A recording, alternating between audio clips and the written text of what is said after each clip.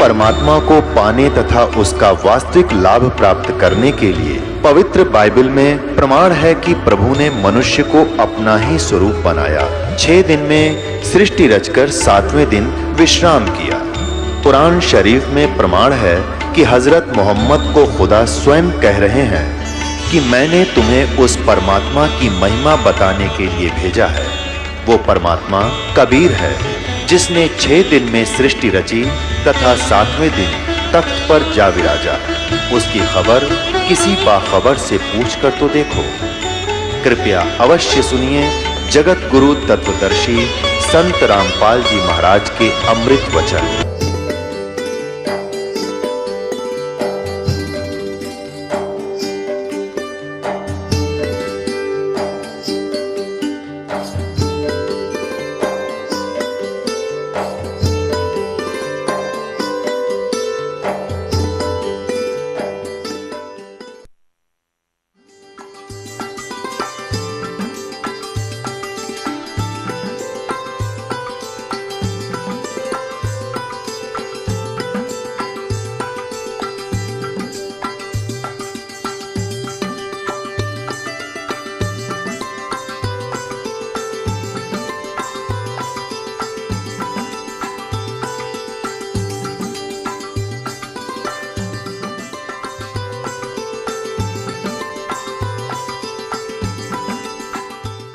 किसी के ऊपर आपदाएं आई हैं, कोई दुखी है तो अपने पाप कर्मों से है।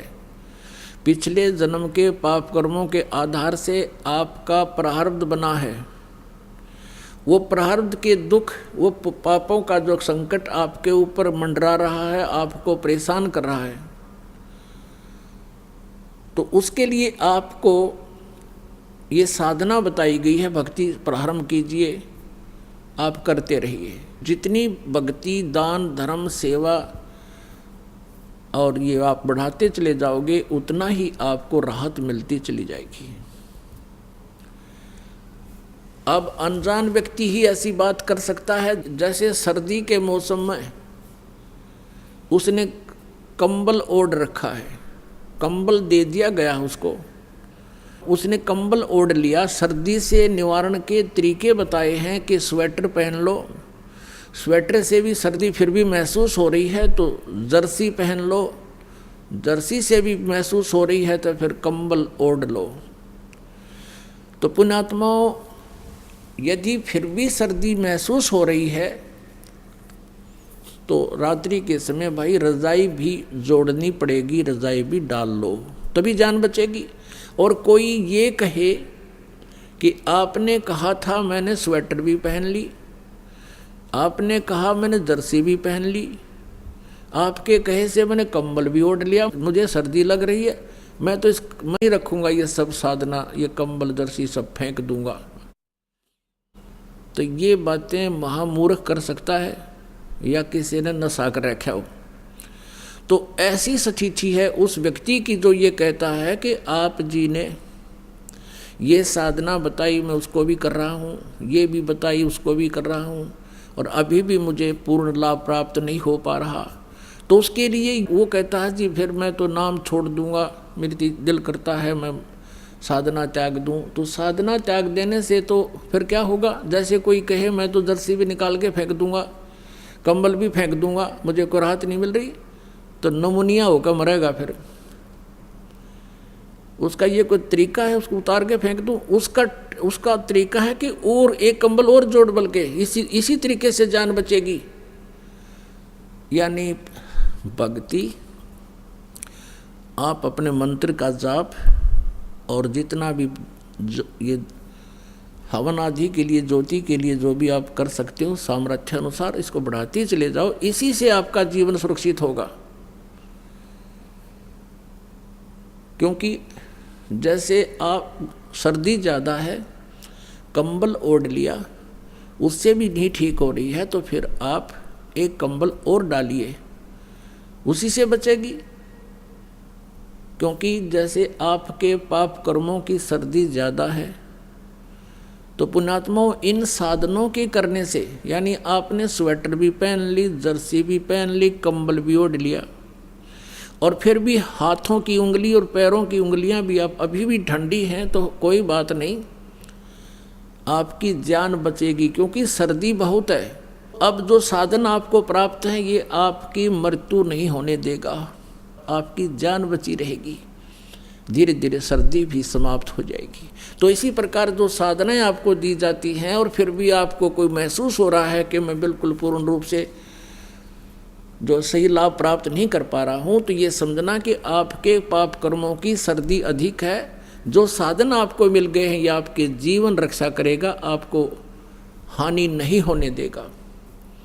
आप डरे हुए हो, आप बहुत आपदाओं से पीड़ित हो, बहुत बुरी तरह सताए हुए हो, आपको थोड़ी सी भी सर्दी, वो कर्म की जो दंड है वो अधिक महसूस होता रहेगा, लेकिन अब परमात्मा आपके भी और आपके परिवार के जीवन की रक्षा करेगा और ये बुरे संस्कार थोड़ा बहुत प्रभाव रखेंगे, कोई दिक्कत नहीं, आपको हानि नहीं होने देगा। अब जैसे एक कारण तो ये होता है, परमात्मा ये चाहते हैं कि यदि यू आज सुखी कर दिया, यदि आज ही आपको सभी सुख कर दें तो कल आप यहाँ नहीं आओगे, ठेकियाँ पे खड़े पाओगे शराब वालों पे, और वहाँ लाइन लाकर ना जाने कितनी दारू पी जाओगे। तो कहने का भाव ये है, परमात्मा कहते हैं इसे सुख के माथे पत्थर पड़ो, सुख के माथे सिला पड़ो, जिसते नाम हृदय ते जावे, और बलिहारी व दुख के जो पल पल नाम रटावे। परमात्मा कबीर जी कहते हैं कि आप यही प्रार्थना किया करो, हे भगवान ऐसा सुख ना देना जिससे आपकी भूल पड़ जावे, आपसे दूर हो जाऊं, आग लगे से सुख के, और बलिहारी उस दुख के जो आपकी याद दिलावे पल पल में। तो इतना कष्ट भी अनिवार्य ही होगा, वही परमात्मा आप पर बनाए रखेगा। और आप यदि भगवान से दूर होगे तो फिर वो सारा ही कष्ट आ जाएगा, बहुत हानि हो जाएगी। तो इस प्रकार इस परमात्मा की तत्व ज्ञान को समझकर आप जी ने अपने इस उद्देश्य को पूरा करना है, यानी ये हॉस्पिटल जो है जन्म और मृत्यु के रोग को काटने वाला है। जब तक ये रोग आपका नहीं कटेगा आपको सुख प्राप्ति नहीं हो सकती। परमेश्वर कहते हैं कबीर जी के झूठे सुख को सुख कहे ये मान रहा मनमोद, ये सकल चबीना काल का कुछ मुख में कुछ गोद है। अब पुण्यात्मा परमात्मा बताते हैं मानुष जन्म पाए कर जो नहीं रटे हरि नाम, जैसे कुआ जल बिना फिर बनवाया क्या काम। कुआ बनवा दिया, बढ़िया उसके कंस्ट्रक्शन करा दी, और उसमें जल है नहीं, तो नाम कूप अवश्य है लेकिन गुण कूप के नहीं। जो व्यक्ति आज से कितना बड़ा सेठ हो, कितना ही वो बड़ा पोस्ट प्राप्त हो, मंत्री, मुख्यमंत्री, प्रधानमंत्री है, यदि वो सत भक्ति नहीं कर रहा तो वो जल रहित कूप है। आप पुण्यात्माओं क्या बताते हैं, राम रटत दारिद्र भला, नाम रटत दारिद्र भलो, टूटी घर की छाने, वो सुंदर महल किस काम के जहाँ भक्ति नहीं भगवान। कहते हैं इस भक्ति करने वाला, सत भक्ति करने वाला पूर्ण संत से उपदेश लेकर वो इतना भी निर्धन हो कि उसके मकान की छत भी टूटी हुई हो और वो सत भक्ति कर रहा है, और एक सुंदर चिप्स के मार्बल ला रखे, कोठी बना रखी है 3-3 4-4 मंजिल की, उसमें रहने वाला प्राणी सब भक्ति नहीं कर रहा है। तो परमात्मा कहते हैं राम रटत दारिद्र भला, टूटी घर की छान, और वो सुंदर महल किस काम के जहाँ भक्ति नहीं भगवान। फिर क्या बताते हैं, मानुष जन्म पाय कर नहीं रटे हरि नामे, जैसे कुआ जल बिना भाई बनवाया क्या काम। अपन आत्मा झूठे सुख को सुख है ये मान रहा मनमोद। अब आप जी तो यहाँ मांगने आते हो घना धन हो जाए, एक मोटरसाइकिल ले लूँ या फिर एक कार बढ़िया ले लूँ, एक कोठी बना लूँ।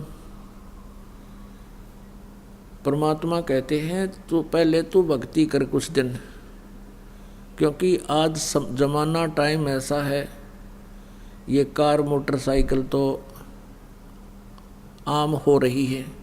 परमात्मा बंदी छोड़ कहते हैं ये भी समस्या तेरी हल कर दूंगा यदि तेरी नीत साबित देखूंगा। यदि तू भक्ति से वंचित नहीं होता दिखेगा तो ये भी सब समस्या का समाधान अवश्य कर देंगे, क्योंकि फिर आपको कार मोटरसाइकिल भगवान देगा, आप कहाँ जाओगे? आप यहाँ आओगे भगवान के दरबार में और 2 वैन और बिठा के लाओगे पड़ोसियों ने, उनका उद्धार कराओगे तो आपको कार देगा, भगवान अवश्य देगा। और आप मांगो कार फिर सैर सपट्टे कर लूँ कि तो धक्के खाने जाओ पहाड़ियाँ पे, फिर नहीं देगा। तो कहने का भाव ये है कि आपको संसारिक सुविधाएं भी देगा, लेकिन उसका सदुपयोग करते दिखोगे तो आपको सब सुविधाएं देगा। आपकी नीति ये देखेगा। जैसे अब हम क्या देखते हैं, 10-10 वर्ष से जिन्होंने नाम लिया है और परमात्मा ने आज उनकी वो मौज कर दी, पहले तो उनके संकट निवारण किए और अब उनकी नीत साबित देख कर परमात्मा ने कि अब ये मेरे से दूर नहीं जा सकते। आज उनकी ऐसी स्थिति कर दी, उन्होंने कार ली और कार लेने से पहले उन सब के एक रस पूरे परिवार के मन में ये आया कि भगवान ने कार दी है तो हम अपने सत्संग में जाया करेंगे और भी कोई मिल गया उसको भी फ्री ले जाया करेंगे, उसका भी कल्याण होगा। तो ऐसे आपको वो सुविधा भी देगा जो इस काल के सुख को तुम अपने संस्कार से प्राप्त नहीं कर सकते, परमात्मा अपने कोटे से देगा। तो इस प्रकार आप जी ने इस परमात्मा के मार्ग को समझना। कहते हैं इस झूठे सुख को सुख है और मान रहा मनमोद। बिना भक्ति करने वाले प्राणी चाहे यहाँ पर प्रधानमंत्री बन जाए और चाहे कोई मुख्यमंत्री बन जाए, उसका जीवन सुरक्षित नहीं है और आगे क्या दुर्गति होगी उसकी, कलेजा हिल जाएगा जरा सा भी ध्यान से कोई सुन लेगा उस कहानी को, परमात्मा के विधान को। लेकिन हमें परमात्मा का विधान पता नहीं, जिस कारण से हम ये डले ढोण पर ही लगे रहते हैं। बहुत से प्रमाण है हमारे पास। जैसे एक बार पोलैंड देश का पूरा मंत्रिमंडल जिसमें 95 के करीब सदस्य थे और किसी का शोक व्यक्त करने जहाँ थे किसी दूसरे शहर में हवाई जहाज के द्वारा, सारे के सारे एक्सीडेंट में मारे गए। अब परमात्मा कहते हैं ये झूठे सुख को सुख है ये मान रहा मनमोद। ये सकल जबीना काल का कुछ मुख में कुछ कोथ। आप यहाँ भी देखा जैसे एक बहुत से प्रमाण हैं। हरियाणा के एक बार 2 मंत्री हेलीकॉप्टर में मारे गए, जिसमें एक तो बहुत बड़ा सेठ था, पैसे वाला, फैक्ट्रियाँ थी जिसकी। अब एक मंत्री की शपथ जिसको प्राप्त हुई है उसकी कितनी आशाएं होंगी, ये करूँगा वो करूँगा, हैं? और जो करना था वो छुआ भी को नहीं। इस मनुष्य जीवन से जो काम करना चाहिए था वो तो शुरू भी नहीं किया और मृत्यु को प्राप्त हो गए, हेलीकॉप्टर के द्वारा मारे गए। तो पुण्यात्माओं, इस तत्व ज्ञान की रोशनी में हमें उनके साथ क्या होगा ये स्पष्ट दिखाई देता है। फिर पीछे तू पशुआ की जय दीजय बैल बुना, 4 पहर जंगल में डोले तेरा तो ना पेट भरे। पीछे से एक आंध्र प्रदेश के मुख्यमंत्री, उसके बाद एक अरुणाचल प्रदेश के मुख्यमंत्री हेलीकॉप्टर में जा रहे थे। और क्या क्या आशाएं होती हैं। हम छोटे से परिवार के सदस्य होते हैं, एक छोटी सी पोस्ट होती है हमारी, पता नहीं क्या क्या उमंगें होती हैं, ये करूँगा वो करूँगा ऐसा कर दूँगा। ऐसे उनकी तो ना जाने कितनी आशाएं होंगी और 1 सेकंड में मारे गए। 3 दिन में लाश मिली उनकी, कोई पानी पियाने वाला भी ना मिला उनको समय पर। भगवान को भूल कर ये इंसान हवा में उड़ जाता है। और भूल जाता है कि तू कभी यहाँ से जाएगा। जाना सभी को है, लेकिन जाने जाने में अंतर होता है। परमात्मा कबीर जी कहते हैं, आए हैं सो जाएंगे राजा रंग फकीर, एक सिंहासन चढ़ चले एक बंधे जात जंजीर। आप जी जाओगे, आपके लिए विमान आएगा, और जो सत भक्ति नहीं करते, चाहे कोई प्रधानमंत्री मर जाए, उसको बांध कर ले जाएंगे यम के दूत, जैसे अपराधी को ले जाते हैं। क्योंकि जिन हर की चोरी करी और गए राम गुण भूल, ते बिदना बागुल किए रहे उर्दमुख झूल। जो परमात्मा की भक्ति नहीं करते वो परमात्मा के चोर हैं, अपराधी हैं वो लोग। उनको फिर यम के दूत, काल के दूत पकड़ कर ले जाएंगे और आप जी को आदर के साथ सिंहासन पर बैठाकर, विमान में बैठाकर परमात्मा की प्यारी आत्माएं आपको साथ लेकर जाएंगे। और भगवान आएगा इस दास के रूप में। तो आए हैं सो जाएंगे राजा रंग फकीर, एक तो सिंहासन चढ़ कर जा, एक बंधे जात जंजीर। जाने में कितना अंतर हो जाता है। अब परमात्मा की महिमा आपको सुनाते हैं। जब हम परमात्मा कबीर जी की शरण में आ जाते हैं, इस काल का दबाव हम पर नहीं रहता। यदि हम मर्यादा से हीन हो जाते हैं तो फिर हमारे ऊपर परमात्मा का प्रोटेक्शन हट जाता है हमारे ऊपर से, फिर काल का प्रभाव फिर आ जाता है। इसलिए हमने परमात्मा कबीर जी की मर्यादा में रहना चाहिए। और ये नियम आपको बताए जाते हैं, ये आपने बहुत दृढ़ता से पालन करना चाहिए इनका। कबीर साहब कहते हैं, 100 वर्ष सतगुरु पूजा, एक दिन आन उपासी, वो अपराधी आत्मा फिर पड़े काल की फांसी। आप क्या कहने का भाव ये है कि 100 वर्ष तो आप ये साधना करते रहिए जो दास ने बता रखी है, और एक दिन भी आपने अन्य उपासना कर ली किसी देव देवता की या और किसी प्रकार की भी क्रिया, कहते हैं वो अपराधी आत्मा फिर पड़े काल की फांसी। फिर परमात्मा का हाथ हट जाएगा, आपका नाम टूट जाएगा। आपके साथ कहाँ तक भी छल हो सकता है। जैसे किसी भक्त ने 2 वर्ष 3 वर्ष 4 वर्ष 10 वर्ष ये नाम रखा, सब सुख हो गए। अब सुख में ये परमात्मा को भूलकर लोक लाज को ज़्यादा मानता है। लोक लाज में आकर उसने कोई गलती मर्यादा कर भंग कर दी तो फिर क्या होगा, भगवान का कनेक्शन कट गया। और उसके बाद जो भी साधना आप कर रहे हो वो नहीं आपको मिल रही। और उसके से पहले आप जी ने जो भी भक्ति साधना धर्म पुण्य आपने कर लिया वो आपके गुड अकाउंट में डिपॉजिट हो गया। आपके पुण्यों में, आपकी भक्ति में वो जमा हो गया। और फिर क्या होता है, उसने एक मर्यादा भंग करी, कोई हानि नहीं हुई, फिर उसने हिम्मत बढ़ की दूसरी भी कर दी, फिर उसने तीसरी भी कर दी। अब ये सोच बैठेगा वो कि मैं सब कुछ, कोई मर्यादा भी नहीं रख रहा हूँ मैं, फिर भी सुख है मुझे। अब वो क्या है कि उसने जितनी बैटरी चार्ज कर ली वह बैटरी चार्ज है उसकी, और आगे चार्जर खत्म हो गया। वो पिछले पुण्य जब तक चलेंगे उसको कोई आपत्ति नहीं आएगी। और फिर एक कदम आएगी, वह बैटरी एकदम काम छोड़ देगी इन्वर्टर की, फिर ना ट्यूब जले ना पंखा, फिर भागेगा इधर उधर धक्के खाने। तो इसलिए आप जी परमात्मा कहते हैं 100 वर्ष सतगुरु की पूजा, एक दिन आन उपासी, वो अपराधी आत्मा फिर पड़े काल की फांसी। अब परमात्मा कबीर जी के शरण में आने के बाद आप इन भूत प्रेतों को तो छोड़ो, आपको काल का भी डर नहीं रहेगा। सतगुरु शरणा आयकर धर्मराज डर कैसा है। जो यहाँ का न्यायाधीश है ना, जो यहाँ सभी ब्रह्मा विष्णु महेश तक के भी अकाउंट लेता है, वो अच्छे और बुरे कर्मों का, और उनको दंड देता है। जैसे श्री विष्णु जी ने श्री राम रूप में बाली मारा था, सुग्रीव का भाई, उसका भी दंड उनको भोगना पड़ा। श्री कृष्ण रूप में वही बाली वाली आत्मा एक शिकारी बना, और श्री राम वाली आत्मा श्री कृष्ण बनी, उनके भी पैर में तीर मारकर उनका टिट फॉर टैट बराबर किया। लेकिन परमात्मा कबीर जी की शरण में आने के बाद फिर धर्मराज आपका अकाउंट नहीं लेगा, उसके पास नहीं जा सकते आप। वहाँ नहीं ले जा सकता आपको कोई, और किसी कारण से गलती से कोई चला गया तो वहाँ एक फिर आपको याद आऊँगे सत्संग के वचन के गुरुजी तो ये कहा करते कि हमारा हिसाब किताब ये नहीं ले सकता धर्मराज, यहाँ कैसे आ गए हम। तो वहाँ भी आप सच्चे दिल से याद करोगे परमात्मा कबीर जी को, आपको छुड़ा लाएंगे।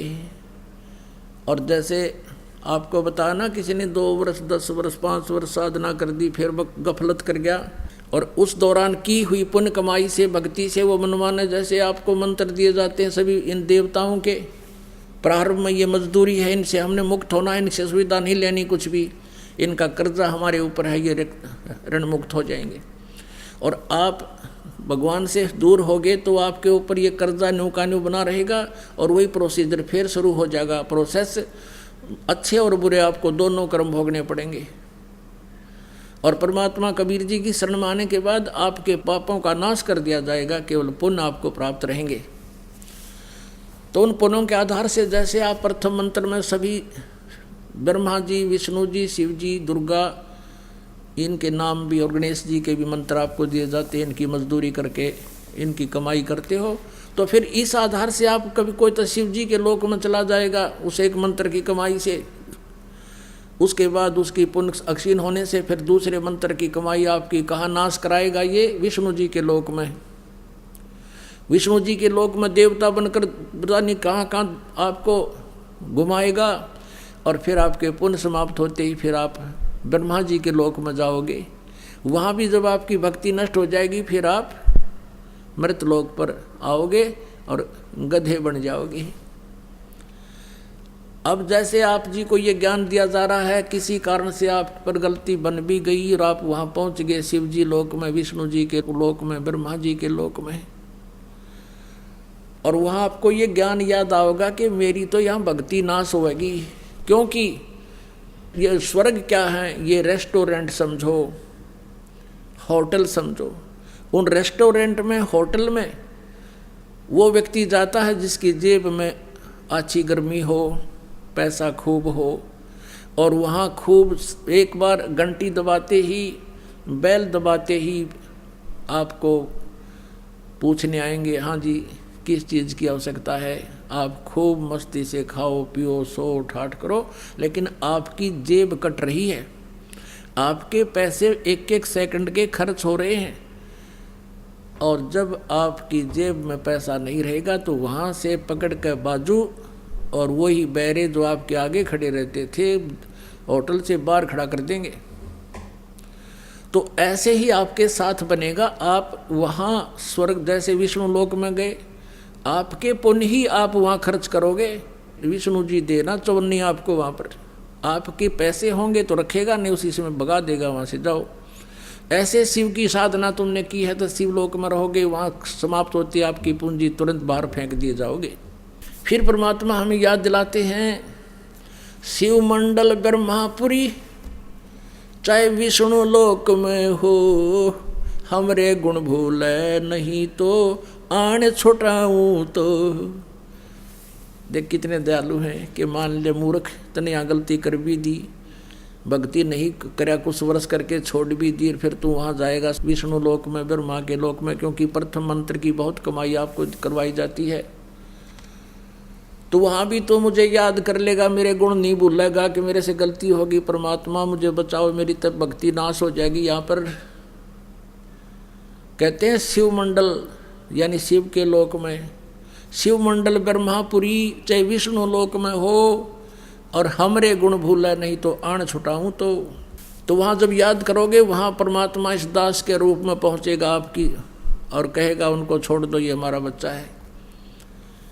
लेकिन आपने एक समय गोल्डन चांस खत्म कर दिया, फिर ना जाने कब मनुष्य जीवन होगा, उसको परमात्मा कहाँ ले जाएगा, अपने लोक में ले जाता है, और फिर उसके आधार से परमात्मा आपके अपने हिसाब से आपको मनुष्य जीवन देता है। अब वो मनुष्य जीवन आपके प्रारंभ हो गए, उस मनुष्य जीवन में फिर संत मिलेंगे, इसी तरह प्रोसेस फिर होगा जो आज हो रहा आपका। और इस प्रोसेस में आप फिर फेल हो गए, फिर धक्के खाए जाइए, चाहे लाख जन्म हो जाइए इस भक्ति से मनुष्य के, फिर क्या क्या सहारा मिला आपको? चाहे कितना ही फिर मान ले, फिर मनुष्य जन्म तो देगा परमात्मा आपको, नहीं तो वहाँ तो आपको बर्बाद कर देते वो काल जितनी व्यवस्था थी ब्रह्मा विष्णु लोक के में। लेकिन उस पूंजी को बचाकर आपको मनुष्य जीवन दिला देता है, और मनुष्य जीवन में ही आपका कल्याण संभव है। उसी के लिए परमात्मा स्वयं भी आते हैं, जैसे वेद भी गवाही दे रहे थे रात्रि में आपने देखा, और हमारे जैसे दासों को भी अपनी पावर देकर भेज देते हैं, ताकि इन नालायक का न किसी तरह समझ में आ जाए और ये किसी ना किसी समय में निकल आओ यहाँ से। और तुम फिर रह गए तो परमात्मा फिर आएंगे आपके लिए, और फिर क्या पता आप सिर चढ़ोगे कि नहीं चढ़ोगे। तो अब ये गोल्डन चांस है आपके लिए, इसलिए ज्ञान बार बार समझाया जाता है, इसमें चूकना नहीं है। अपना कल्याण करवाओ, मौका दिया भगवान ने। कहते हैं सतगुरु शरणा आए कै फिर धर्मराज डर कैसा। एक भक्त बतावा था, नु बोला जी मेरी रात्रि के समय 2 जने आए, मुझे पकड़ ले गए, बूंदी बूंदी शकल ऐसी बुरी उनकी, और ले गए। तो मैं उनसे कहूँ भाई कहाँ ले जा रहे हो? कि चल धर्मराज के दरबार में तुम्हें बुलाया है। जब धर्मराज के दरबार से हम थोड़ी सी दूर रह गए, मेरा याद आई कि धर्मराज के पास तो हम जा ही नहीं सकते। तो मैंने उनसे कहा कि भाई हम धर्मराज के दरबार में नहीं जा सकते, हम तो कबीर साहब के शिष्य हैं, उनकी आत्मा है, तुम कैसे ले जा रहे हो? मुझे छोड़ दो। उन्होंने ही छोड़ा मुझे, मैं उनके साथ झगड़ा करने लग गया, गुट्टम गुट्टा हो गया हम। तो उनमें से एक ने बोला भाई तू नौकर पहला पूछा, धर्मराज से पता करके आ कि ये कह रहा है इतनी दृढ़ता से कि हमें नहीं ले जा सकते, तो जा। तो मैं वो एक तो मेरे पास खड़ा रहा, हर एक अंदर चला गया। तो उसने जाकर पूछा जी ऐसे ऐसे एक व्यक्ति है, उसका ये नाम है, और वो कहे मैं तो कबीर जी का भक्त हूँ और मुझे तुम नहीं ला सकते, हमारे साथ झगड़ा कर दिया, अब उसका क्या इलाज करें? धर्मराज बोला भाई, उसने देखा उसका अकाउंट, ने बोला रहा मरवाओगे मेरे को भी, छोड़ दो इसको तुरंत। तो वो भाग्य आया दौड़ा दौड़ा, आते ने बोला रहा छोड़ दे इसको। धर्मराज ने ऐसे ऐसे कहा कि मुझे मरवाओगे क्या? ये तो भाई परम शक्ति का हंस है, तुम कैसे ले आए मूर्खो इसको? अजी आपका ही आदेश था। बोला भाई जल्दी छोड़ के आओ। तो कहते मैं वापस आया तो मेरी जब आंखें खुली, मेरा शरीर काम नहीं करे, जैसे पैरालिसिस हो जाता है, अधरंग, और पसीना आ रहा पूरे शरीर में।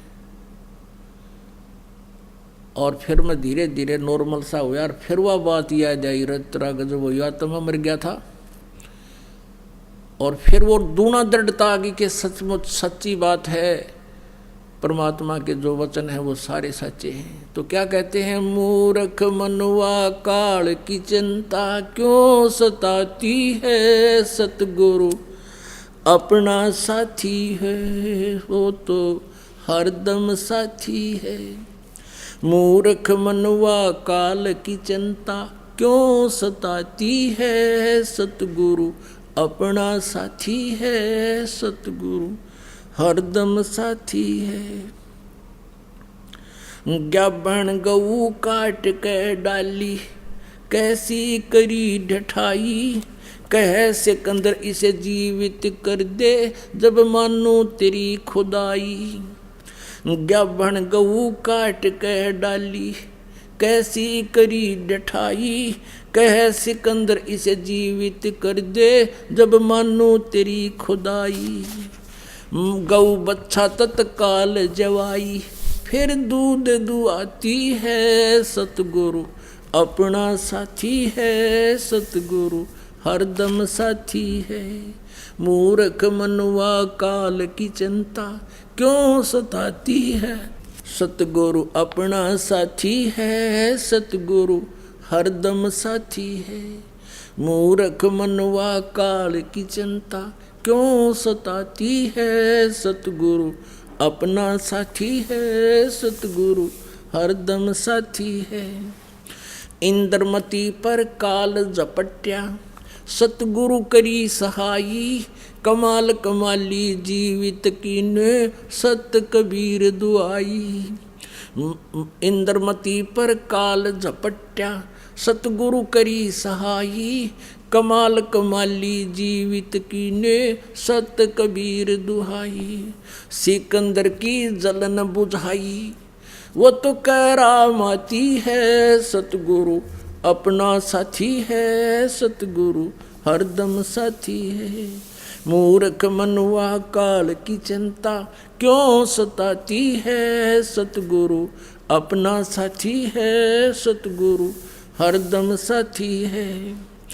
बिजली खान पठान समझाया, और अब्राहिम सुल्तानी, हिंदू राजा वीर सिंह ने सिख गुरु की मानी। बिजली खां पठान सुलझाया, और अब्राहिम सुल्तानी, एक हिंदू राजा वीर सिंह ने सिख गुरु की मानी। वेद कतेब कहें एक कहानी, कोई जात न पाती है, सतगुरु अपना साथी है, सतगुरु हरदम साथी है।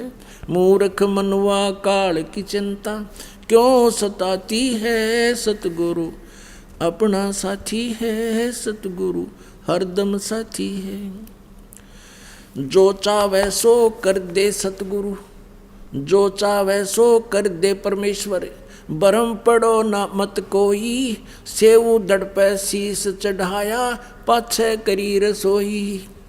जो चाहे सो कर दे सतगुरु, भरम पड़ो मत कोई, सेऊ दड़ पे शीस चढ़ाया, पीछे करी रसोई। माँ बेटे की 84 खोई, या कथा बताती है, सतगुरु अपना साथी है, सतगुरु हरदम साथी है। मूर्ख मनुआ काल की चिंता, क्यों सताती है, सतगुरु अपना साथी है, सतगुरु हरदम साथी है। जगन्नाथ का मंदिर बचाया, जल्दी न करी चढ़ाई। जगन्नाथ का मंदिर बचाया, समुद्र न करी चढ़ाई। साहेब कबीर के तेज के आगे, फीका पड़ गया भाई। जगन्नाथ का मंदिर बचाया, समुद्र न करी चढ़ाई। साहेब कबीर के तेज के आगे, फीका पड़ गया भाई। विपर रूप धर देई दुहाई, मेरी नहीं पार बसाती है, सतगुरु अपना साथी है, सतगुरु हरदम साथी है। मूर्ख मनवा काल की चिंता, क्यों सताती है, सतगुरु अपना साथी है, सतगुरु हरदम साथी है। राज दरबार में साहेब कबीर ने पग पर डाला पानी। जगन्नाथ के पांडे के पैर की, या पड़गी अग्न बुझानी। राज दरबार में साहेब कबीर ने अपने पग पर डाला पानी। जगन्नाथ के पांडे के पैर की, या पड़गी आग बुझानी। दूत भेज के पूछे कहानी, ज्यों की त्यों ही पाती है, सतगुरु अपना साथी है, सतगुरु हरदम साथी है। मूर्ख मनवा काल की चिंता, क्यों सताती है, सतगुरु अपना साथी है, सतगुरु हरदम साथी है। उबलते तेल के बर्तन में डाले, वो बंदी छोड़ कबीर। सेक तकी के मंत्र से तेल की ठंडी करी तासीर। उबलते तेल के बर्तन में डाले, वो बंदी छोड़ कबीर। सेक तकी कह मंत्र से तेल की, इसने ठंडी करी तासीर। उंगली डाली न सही पीड़, सिकंदर को मूर्छा आ जाती है, सतगुरु अपना साथी है, सतगुरु हरदम साथी है। मूर्ख मनवा काल की चिंता, क्यों सताती है, सतगुरु अपना साथी है, सतगुरु हरदम साथी है। परमेश्वर कबीर को काटन चला, वो शेख तकी जलील। आर पार तलवार निकल जा, फिर भी समझा नहीं खलील। साहेब कबीर को काटन चले, वो शेख तकी जलील। आर पार तलवार निकलगी, फिर भी समझा नहीं खलील, भाग गया ना लाई ढील, साहेब को हंसी आ जाती है, सतगुरु अपना साथी है, सतगुरु हरदम साथी है। मूर्ख मनुआ काल की चिंता क्यों सताती है, सतगुरु अपना साथी है, सतगुरु हरदम साथी है। शेख तकी ने जुल्म गुजारे, 52 करी बदमाशी, खूनी हाथी आगे डाले, वो बांध जूड़ अविनाशी। शेख तकी ने जुल्म करे, ये 52 करी बदमाशी, खूनी हाथी आगे डाले, बांध जूड़ अविनाशी। हाथी डर से भाग जासी, दुनिया गुण गाती है, सतगुरु अपना साथी है, सतगुरु हरदम साथी है। मूर्ख मनवा काल की चिंता क्यों सताती है, सतगुरु अपना साथी है, सतगुरु हरदम साथी है। झूठा प्रचार किया किसी मूर्ख ने, कबीर करे भंडारा, 2 रोटी का साधन ना था, वह भेख जुड़ा अतिवार्या। झूठा प्रचार किया किसी मूर्ख ने, कबीर करे भंडारा, 2 रोटी का साधन नहीं था, भेख जुड़ा अतिवार्या। बन आया के 100 बन जारा, यो होता ही माती है, सतगुरु अपना साथी है, सतगुरु हरदम साथी है। मूर्ख मनुआ काल की चिंता क्यों सताती है, सतगुरु अपना साथी है, सतगुरु हरदम साथी है।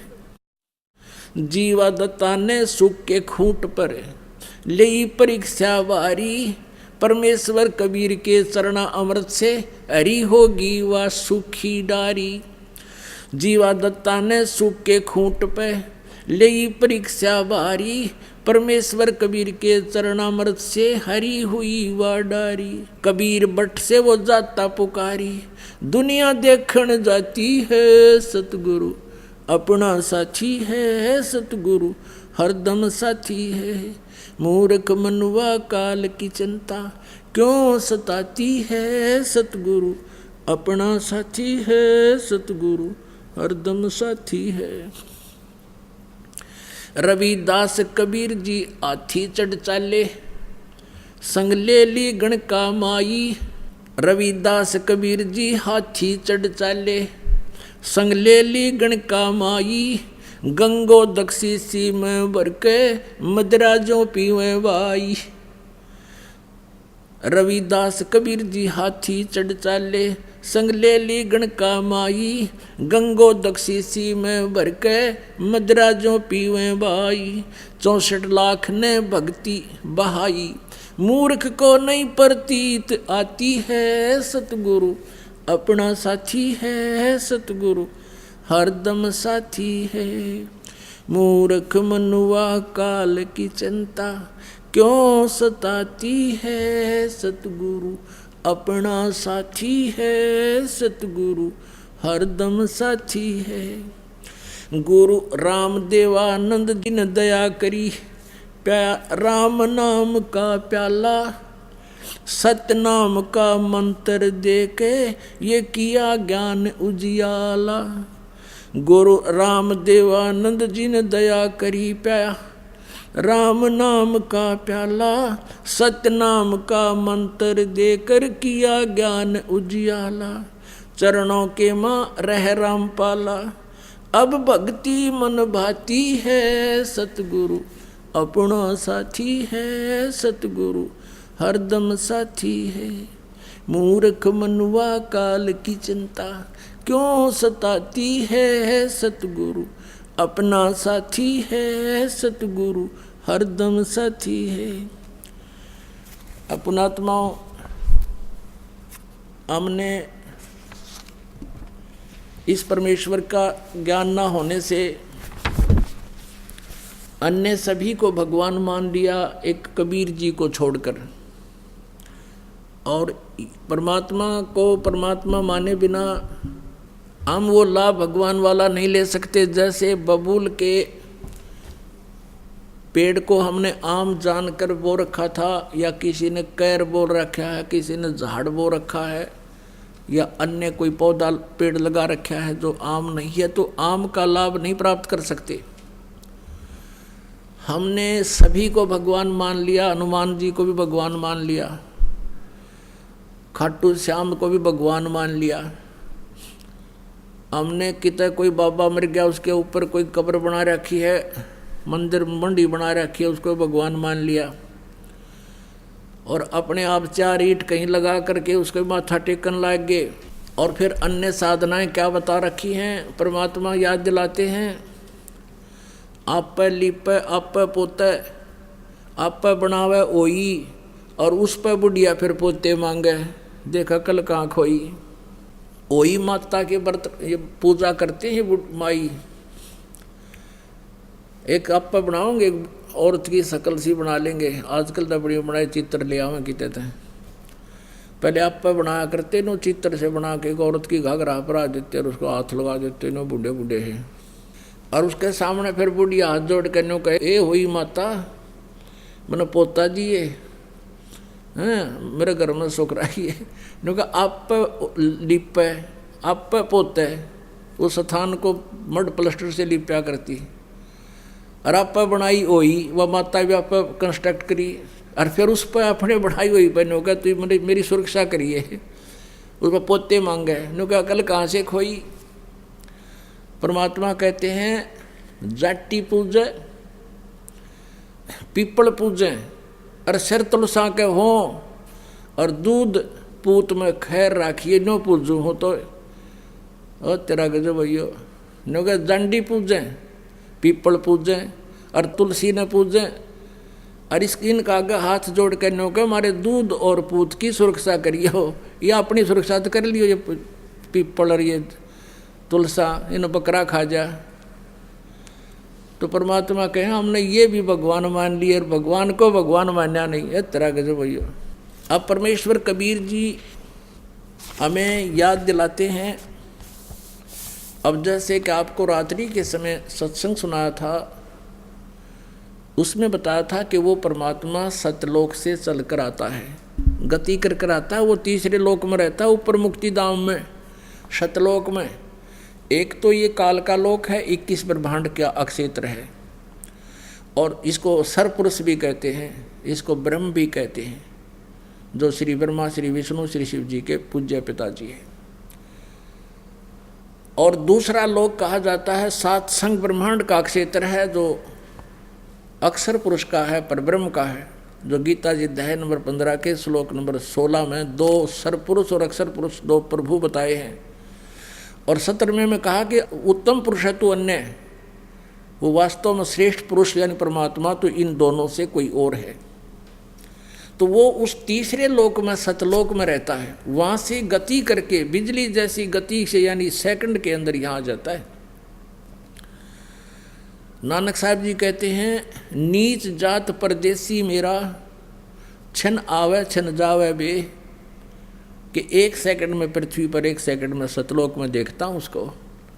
नीच जात जिसको तुम धानक कहते हो वो पूर्ण परमात्मा है, वो परदेसी। तो वहाँ से वो सचखंड से गति करके आता है, अपनी प्यारी आत्माओं को मिलते हैं और फिर उनको तत्व ज्ञान से परिचित कराते हैं। इसी अपनी महिमा के अनुसार अपने गुणों के आधार से जिसके विषय में सदग्रंथ बताते हैं, तो परमात्मा आदरणीय गरीबदास साहिब जी को मिले थे, गांव छुडानी जिला जज्जर हरियाणा के अंदर। और उस अच्छी आत्मा को, उस नेक आत्मा को, जिन जैसी अच्छी आत्माओं को वो मिलते हैं, वेद में ये भी प्रमाण दिया है कि जैसे आकाशीय बिजली किसी विशेष धातु पर ही गिरती है, अन्य स्थानों पर नहीं, तो ऐसे ही वो परमात्मा उन अच्छी आत्माओं पर ही अट्रैक्ट होते हैं। हमारे जैसे अड़ंगान वो क्या करेंगे, वो आकर के जो सुन बिले और मानना नहीं, जैसे 64 लाख शिष्य हो गए थे परमेश्वर कबीर जी के। जब वो परमात्मा बनारस में रहते थे एक दानक रूप में, 64 लाख शिष्य जिनको इतने सुख दे दिए थे वो सोच भी नहीं सकते थे। इस मालिक की कृपा से उनको नाम जाप से इतना लाभ हुआ था। और फिर परमात्मा ने एक परीक्षा की थी कि भगवान को कैसे पहचाना इन्होंने, केवल सुखों से ही वो भगवान मान रहे हैं या कुछ मेरे से परिचित भी हैं। तो सभी भाग गए थे हम छोड़कर भगवान को। वो सुनाएंगे कथा भी समय आने पर। वो परमेश्वर गरीबदास साहिब जी को मिले थे, उस अच्छी आत्मा को। और फिर वो 10 वर्ष के थे उस समय। गरीबदास साहिब जी किसान परिवार में जन्म था, जाट परिवार में गरीबदास जी का। 10 वर्ष के बालक अपने ही खेतों में गौवें चरा रहे थे, वहाँ गवाले बनकर गए हुए थे। वहाँ से परमात्मा उनकी आत्मा को सचखंड लेकर गए थे। वो बच्चा मृत हो गया था, शरीर उसका निढाल हो गए थे। गांव वाले गांव में ले आए थे, उसको अंतिम संस्कार करने की तैयारी कर रहे थे। 5-6 घंटे लग गए थे इस प्रोसेस में। परमात्मा उस आत्मा को ऊपर लेकर गए, गरीबदास जी की आत्मा को। ब्रह्मा का लोक दिखा, विष्णु का लोक, शिव जी का लोक, धर्मराज का लोक, फिर सब दुर्गा का लोक, ब्रह्मलोक। और ये जहाँ ये काल 1 लाख जीवों को खाता है वो स्थान दिखाया। फिर सचखंड में लेकर गए, वहाँ परमात्मा ने अपना वास्तविक रूप दिखाया। और फिर उस प्यारी आत्मा को वापस छोड़ दिया। फिर उस गरीबदास साहिब जी ने उस परमात्मा की महिमा का एफिडेविट दिया। अमृतवाणी में वो बोला, परमात्मा ने वो ज्ञान फीड कर दिया गरीबदास जी की अंतःकरण में। अब जैसा कि आपने सुना कि उस परमेश्वर ने कैसे कैसे चमत्कार करके दिखाए जो भगवान किया करते हैं, लेकिन हम फिर भी उनको परमात्मा नहीं मान सके, नहीं उनको परमात्मा स्वीकार किया, जिस कारण से हम भटक रहे हैं। वो परमात्मा यहाँ ज्ञान देने के उद्देश्य से आते हैं और वो क्या बताते हैं कि तुम हिंदू और मुसलमान दो नहीं हो, सिख और ईसाई ये भिन्न नहीं हो, तुम मेरे बच्चे हो। आप मुझे पाने के लिए ही विभाजित हो चुके हो। आज मैं तुम्हारे समक्ष खड़ा हूँ, मैं तुम्हारा भगवान हूँ, तुम मेरे बच्चे हो, मैं तुम्हारा पिता हूँ। लेकिन इन काल के दूतों के द्वारा हम इतने भ्रमित कर दिए जाते हैं, हम परमात्मा को साक्षात खड़े को भी नहीं पहचान पाते, हम इतने अबोध बन जाते हैं। अब क्या बताते हैं भगवान कबीर परमेश्वर जी, मैं रोवत हूँ सृष्टि को, ये सृष्टि रोवे मोहे। कह कबीर हमरे वियोग को, समझ न सकता कोई। गोता मारूं स्वर्ग में, जा बैठूं पाताले। कह कबीर ढूंढता फिरूं मैं अपने हीरे मोती लाल। तुम हीरे और मोती लाल हो उस परमात्मा के पुण्यात्माओं। आप जी को ढूंढ रहे हैं परमेश्वर। अब जैसे ये ज्ञान गंगा नामक पुस्तक आप तक पहुंचाई परमात्मा ने, और आप उसको पढ़कर आप खींचे आ रहे हो, क्योंकि ये दास जो है उस कबीर परमात्मा का एक समझो जैसे कबाड़िए होते हैं ना, कबाड़िए, और वो अपने दिहाड़ी पर नौकर छोड़ देते हैं कि भी ये ले जाओ चुंबक। वो क्या करते हैं, लोहे को लाकर कबाड़ी को देते हैं, कबाड़िया उनको तोल कर उसके हिसाब से उनका रेट दे देता है उनको मजदूरी। तो वो क्या करते हैं कि चुंबक भी साथ रखते हैं और उस चुंबक को धागे से बांध कर ऐसे ज़मीन पर लटकाते घिसड़ाते चलते हैं। जो लोहे के कण होते हैं उसको चिपक जाते हैं और वो उतार के उनको अपनी झोली में डाल लेते हैं, और जो कंकर पत्थर हैं वो पड़े रह जाते हैं। फिर उन लोहे के कणों को जो कि मिट्टी में जर रहे थे, ख़त्म हो रहे थे, उनका अस्तित्व नष्ट हो जाना था, वो वापस आ गए कहाँ, फिर कारीगर के पास। उसको फिर उन्होंने नए सिरे से उसका कोई नया औजार, कोई चम्मच बना दी, कोई फिर कितना अच्छा औजार बन गया, यानी उनका सदुपयोग हो गया। तो आप जी इस संसार रूपी कंकर, उनमें लोहे के कण थे, स्टील के कण थे, आप परमात्मा के हंस थे, और इस परमात्मा ने ये चुंबक फेंक दिया सब जगह, और आप उसके चिपक कर आ रहे हो। अरे बाप का नया जीवन शुरू हो जाएगा। तो गरीबदास साहिब जी ने परमात्मा से परिचित होने के उपरांत प्रभु की महिमा का एक कलम तोड़ विवरण किया है। कबीर परमेश्वर की महिमा बताते हुए गरीबदास जी कह रहे हैं कि वो किस प्रकार हमें समझाया करते थे, हिंदू और मुसलमानों को समझाया करते थे कि तुम साधनाएं गलत कर रहे हो। अब परमात्मा काजी मुल्ला जो मुसलमान धर्म को भ्रमित किए हुए हैं उनको कहा करते थे, और उधर से पंडित ब्राह्मणों को, पांडवों को और ये नकली मंडलेश्वरों को कहा करते थे कि तुम साधना गलत बता रहे हो, तुम भी परिचित नहीं हो, इन भोली आत्माओं को गुमराह करके काल के जाल में फंसाए बैठे हो। तो सच्चाई कहने से परमात्मा के कबीर जी के वो सभी शत्रु बन गए थे। कौन? मुल्ला और काजी और पंडित, और वो उस टाइम के गुरुवर हिंदू धर्म के। परमात्मा क्या कहा करते थे? काशी जोरा दीन का ये काजी खिलस करंत, गरीबदास उस सरे में झगड़े आन पड़ंत।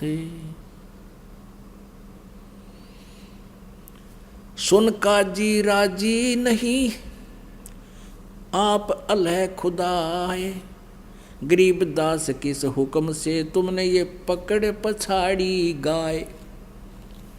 अपने आत्माओं परमात्मा कबीर जी मुसलमान काजियों को कहा करते थे कि तुमने किसके आदेश से ये गाय मार दी? मांस खाने का आदेश कौन सी किताब में लिखा है? जैसे आप जी को कल रात्रि के समय रूबरू कराया था पवित्र बाइबल से, उत्पत्ति ग्रंथ में, उत्पत्ति ग्रंथ के और अध्याय नंबर 1 के श्लोक नंबर 26 और 27 में स्पष्ट किया, 28 में, कि परमात्मा ने कहा मनुष्य को मैं अपने जैसा अपने स्वरूप में बनाऊंगा, और ऐसा ही परमात्मा ने अपने जैसा मनुष्य को रचना कर दी, नर और नारी करके उनकी उत्पत्ति कर दी। फिर उनको आदेश दिया कि तुमने मांस नहीं खाना, केवल पृथ्वी के ऊपर जितने भी बीज वाले पौधे और फलदार वृक्ष हैं ये फल ये तुम खा सकते हो, किसी को भी मांस खाने का आदेश नहीं है परमात्मा का। और पुण्यात्माओं गरीबदास जी साहब कह रहे हैं कि कबीर साहब ऐसे कहा करते थे, नबी मोहम्मद नमस्कार है राम रसूल कहाया, 1,80,000 को सौगंध जिन नहीं कर्द चलाया। कि नबी मोहम्मद आदरणीय हैं, नमस्कार है उनको, वो तो अल्लाह के रसूल बनकर आए थे, उन्होंने ये जुल्म नहीं किए।